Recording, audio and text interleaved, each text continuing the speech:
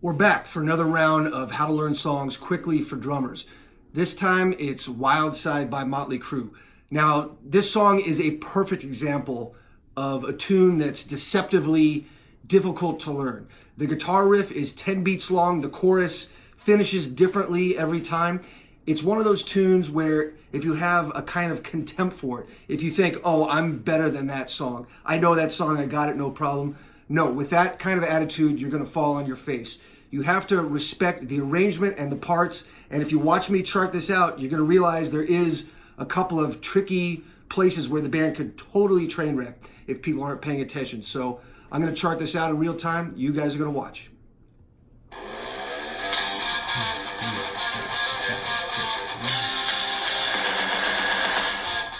I'm going to stop it already.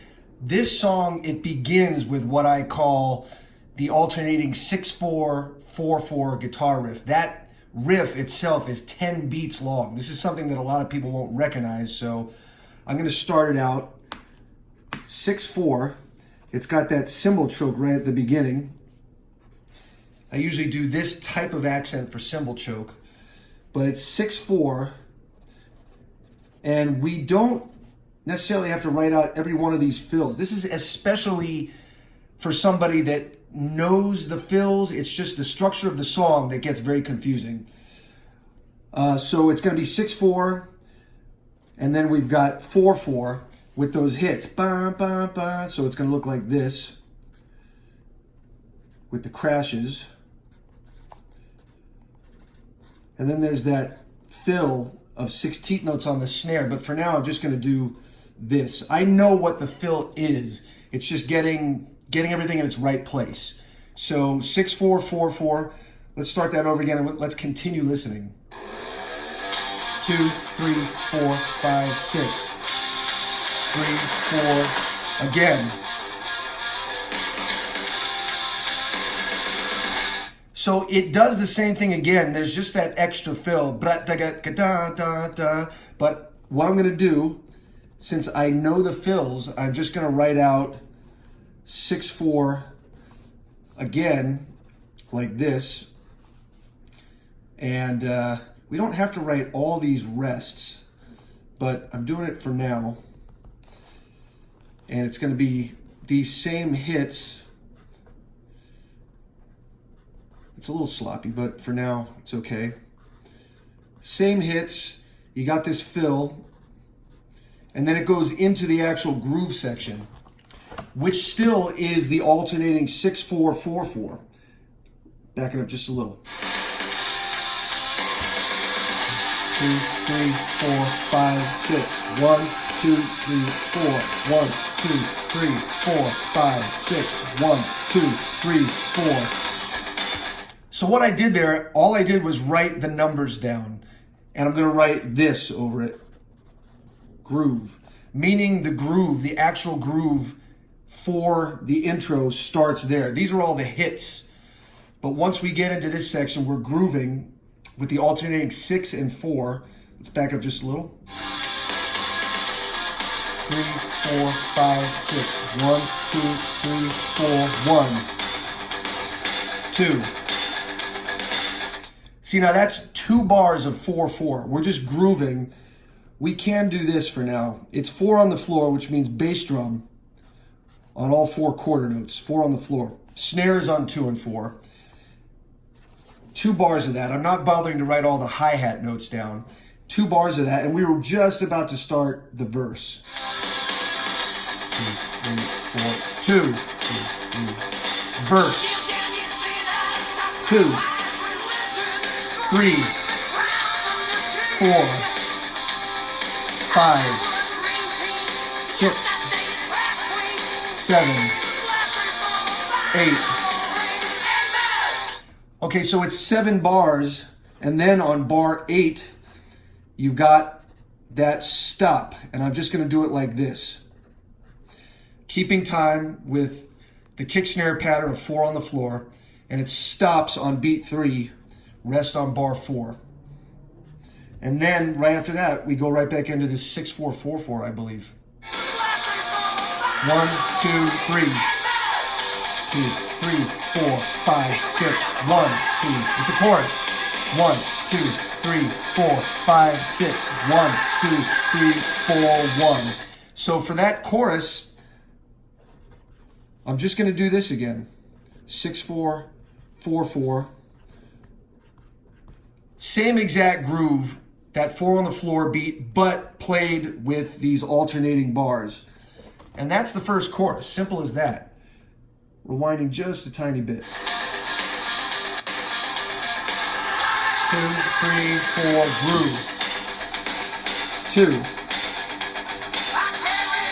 Okay, now it's verse 2.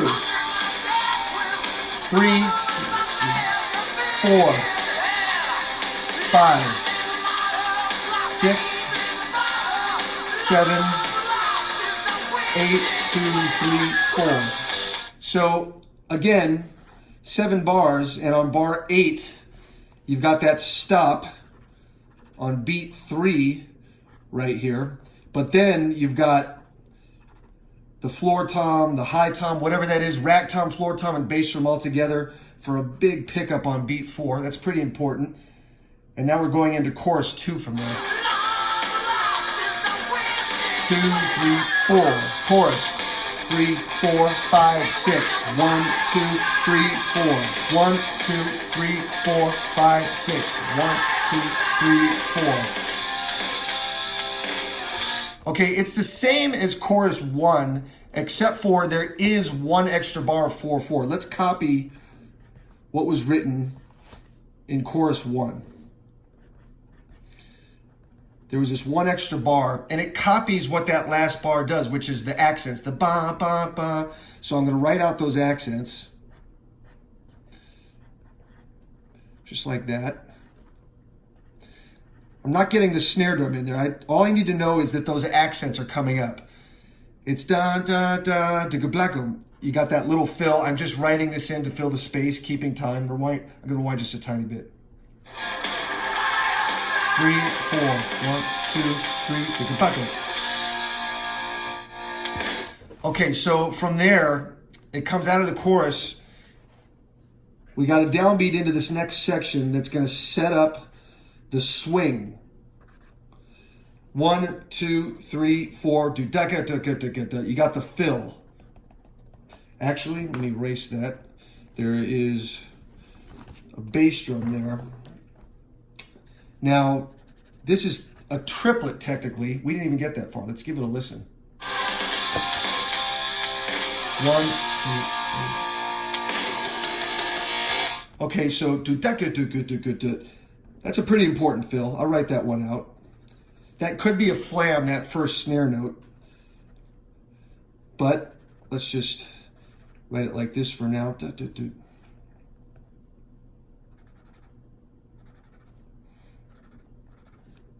Triplets. These are 8th note triplets. And then comes in on sort of a push. And these are triplets, and we can tell these are triplets if we write the 3 over it. That tells us these are 8th note triplets. You can also put tiny little brackets over them like that. Do da do do do do do boom boom 4 Here, this technically is not correct because that's an 8th note. The right way to write that would have to be the 3 with a bracket, and then 2 8th note rests, and that single line with the stem, or the single stem with the 1 flag. But it's close enough for now. We're not getting graded on this. This is so we can keep our place in a song that has all kinds of potential for train wrecks. So let's rewind and hear the top of the swing section. 1, 2, 3, 4. 2, 3, 4, 2, 3, 4, 1, 2, 3, 4, 1, 2, 3, 4, 2, 3, 2, 3, 4, fill. Now, why did I write it out in groups of 4? it's very possible that someone may mistake this for being an even number of riffs. The riff is 4 beats long, but the riff itself plays 3 times. So this is going to remind me, don't play it twice, don't play it 4 times, play it 3 times.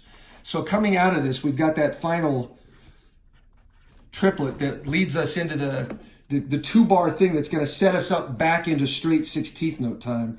So you got the 16th, or I'm sorry, you got the quarter notes, right? And then I'm going to put this in sort of parentheses. Let's count how many bars that is. A little more.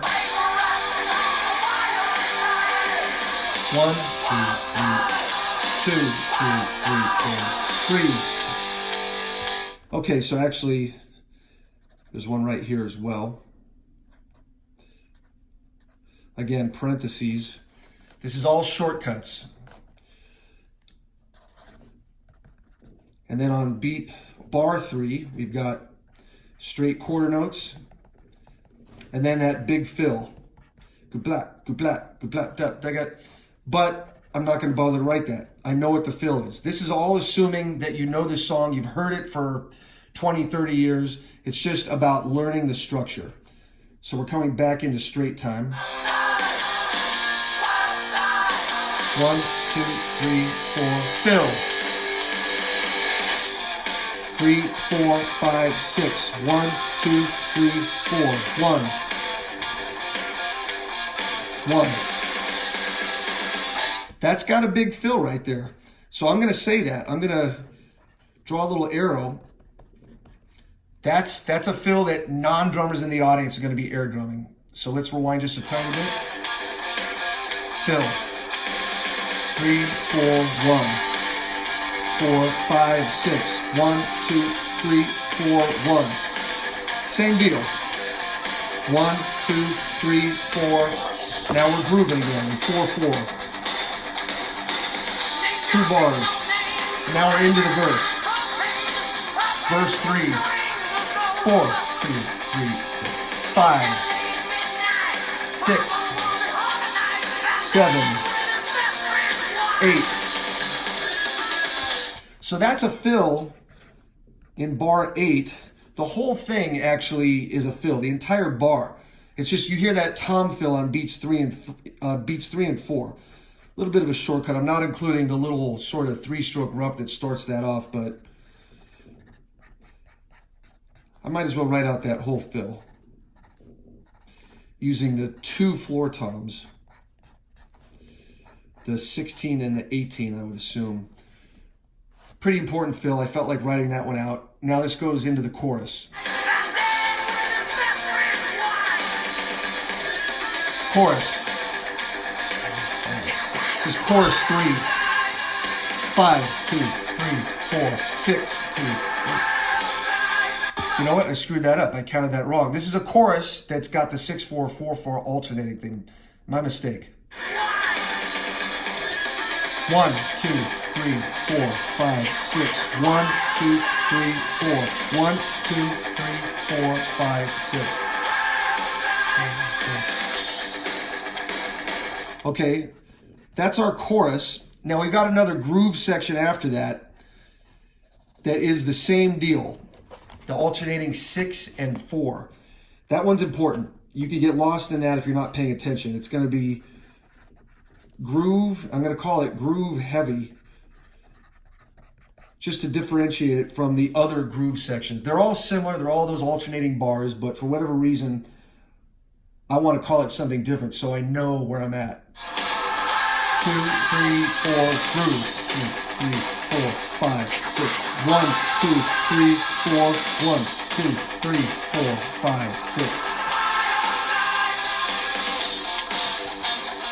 Okay, now that section, I'm going to call that section the chokes section for cymbal chokes. How about we just call it cymbal chokes? I could start out, although I'm running out of space here, just to remind myself that, remember, this is the sign for cymbal choke. And it's going to keep on going for, let's count how many bars that is. There's a tricky little spot in here. 3, 4, 5, 6. 1, 2, 3. Now cymbal chords. 1, 2, 3, 4. 2, 2, 3, 4. 3, 2, 3, 4. 4, 2. There's a bar of 2, 4 in there. This is the place. If something is going to train wreck in this song, it's going to be right there. Now this is in 4, 4. I'm just going to keep writing some quarter notes out. I know I'm running out of room, so I'm not going to write all the cymbals with the upside down accent for the choke, but I'm going to say that that is 3 bars long, and then you got that bar of 2, 4. I have space to write them here. Let's rewind a tiny bit. Let's hear that section again. 2, 3, 4, 1, 2, 3, 4, 2, 3, 1, 2, 1, 2, 3, 4, 2. Okay, so look at that. It's the hits, as I call them. These ones. It's just that bar of 2, 4, if you're not paying attention, that's where the whole thing could fall apart. So you've got, this is just like all the other parts where we have the hits.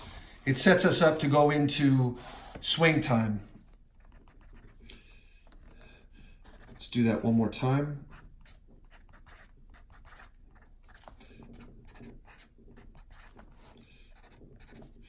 Then you've got the big crash, and then another triplet fill. But let's listen to this one more time, the choke section. One more. 2, 3, 4. 2, 2, 3, 4. 3, 2, 3, 4. 1, 2, 1, 2, 3, 4. 2, 2, 3, 4. 1, 2, 3. Fill. Okay, so we've got that da da da da da da da da da boom boom. 8th note triplets. And that first one could be a flam, if we want to get that exactly right. And it comes in the same way. It crashes on beat 4 and that last triplet of beat 4. We'll put the 3s above it to indicate, yes, these are triplets. And then we go into swing time. 3, 4. 1, 2, 3, 4. 2, 2, 3, 4. 3, 4. 1, 2, 3, 4. 2, 3, 4. Now that's the outro, where they keep repeating Wild Side. Okay, so from there it fades out. If you're playing this as a band, you could always reference on YouTube. You could ask that question, well, how has Motley Crue ended this song all those times? And it's all out there. It's all available for you to hear. So the next thing we got to do is highlight the choruses. This is important. This is crucial because this is where you can get lost. You got to get used to either counting these bars or feeling those bars go by properly. I like counting. I'm a big fan of counting things out so I know where I'm at. I'm going to include this as part of the chorus too, leading into the swing section. But yeah, that guitar riff, that's 10 beats long. Did they mean to write it like that? Maybe. Maybe not. But either way, it's a killer song and a killer unique part. And this stuff is not so simple as people might think. It's almost a little bit progressive with all the bars that are changing, different time signatures, or this section right here where you really have to pay attention. In fact, I would do something like take my pen out, make an extra little asterisk or two, just to kind of tell me, like, watch out, this part is coming. And I do other things to maybe make it a little easier. If I looked away from the chart, I'll do other markings with the pen to help find my place. It kind of gives it some sort of visual, a kind of symmetry, I guess. Whatever it takes. And doing this helps you memorize the proper arrangement of the song, the act of writing it out. Because now you have a visual thing to rely on as well as an auditory thing. Some people are auditory learners, some people are more visual learners. This takes care of both. So the one more thing we got to do is just find the tempo. All right, so I'm going to open my metronome app. Let's see what we got. Tap tempo.